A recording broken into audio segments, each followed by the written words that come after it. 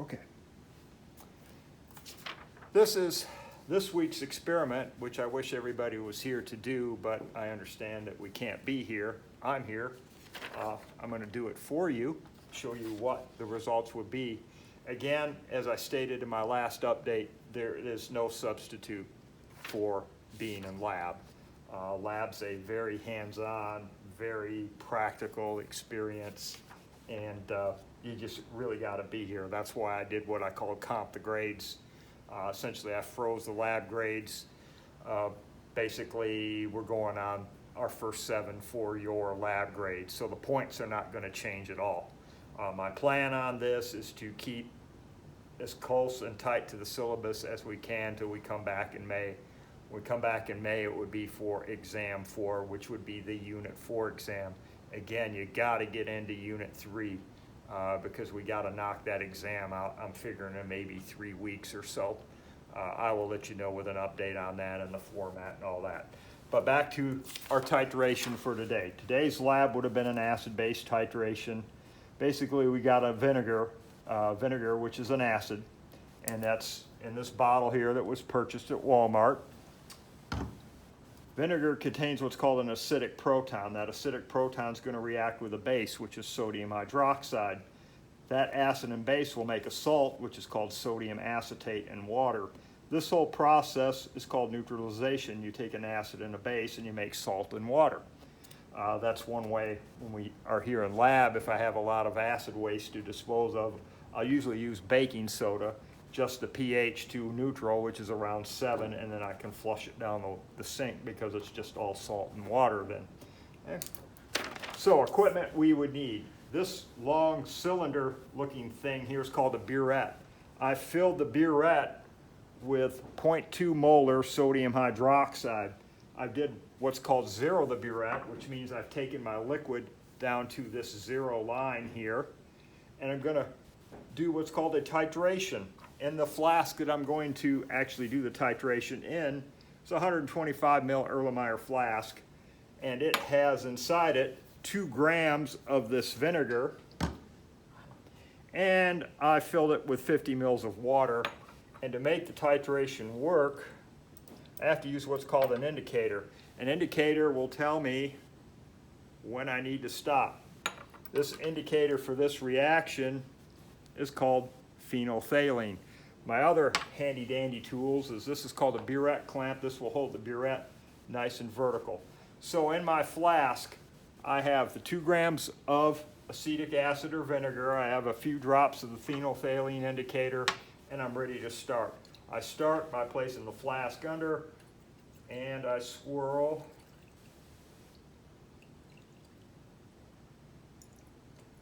And you can see that I get this pink color, and I want to keep adding until the flask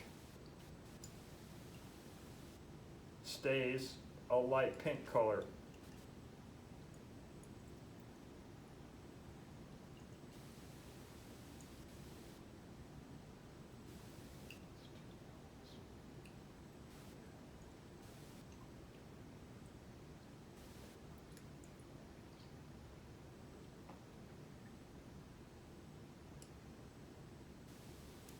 Probably getting close,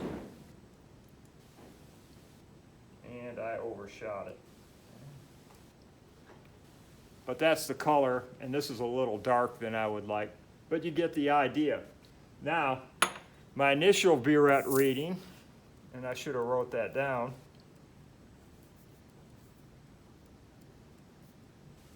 My initial burette reading was 0.0 milliliters. That was at the 0 line. I brought it down to, I'm going to read that as 7.60 mils.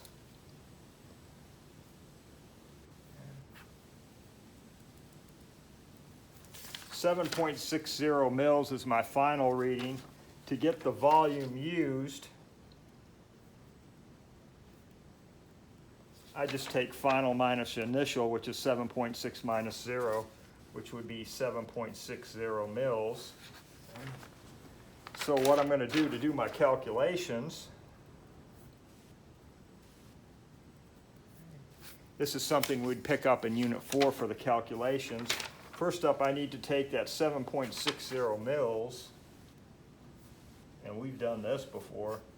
I'm going to convert that mils into liters, which means I'm going to go 3 spots to the left, 1, 2, 3. So I'm going to put and insert 2 zeros there to make 0.0076 liters.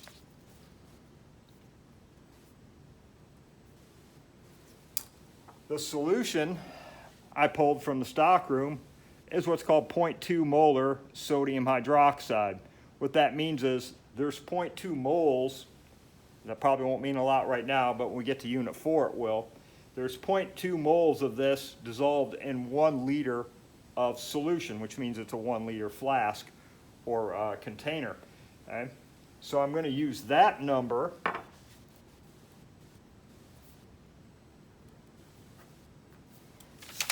and I'm going to multiply this out.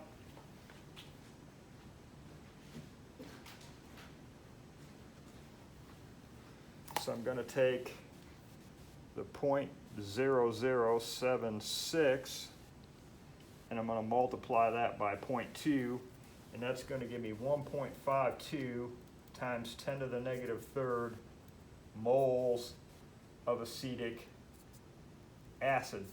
In the next unit, we will see that the acid and base react in what's called a 1-to-1 ratio. That means every mole of this equals every mole of this.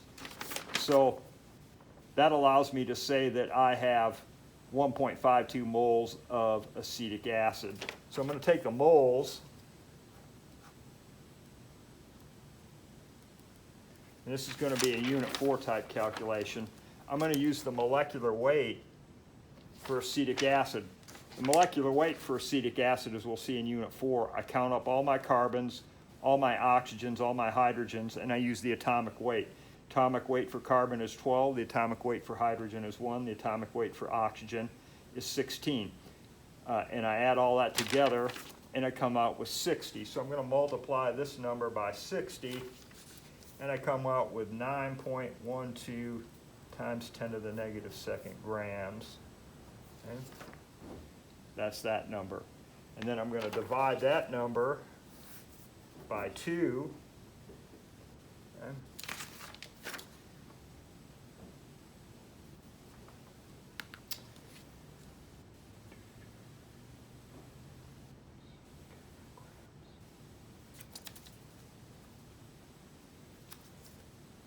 2.0 grams was my original sample mass, so what I'm going to do is take the percent of this that's in that flask.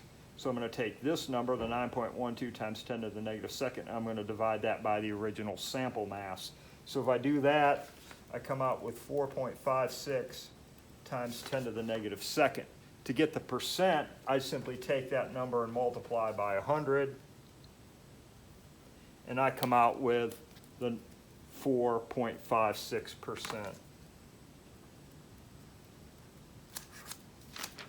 which is a realistic number because on vinegar, hopefully you'll be able to see this, it says reduced with water to 5% acidity. Well, I'm coming out with 4.56%. They're advertising 5%. I'm going to say we're good on this. Hey, that's a titration. If you were here, you would do another titration. You would empty this flask in the sink. You wouldn't have to refill the burette at all, but you need to weigh out 2 more grams of acetic acid or vinegar. Put that in the flask, add 50 mils of water, add the indicator, and titrate to another pink endpoint. Hopefully my second run would be much lighter than this one. This is a little dark. Okay? Wish you were here. You could do this, but circumstances prevailed that we can't.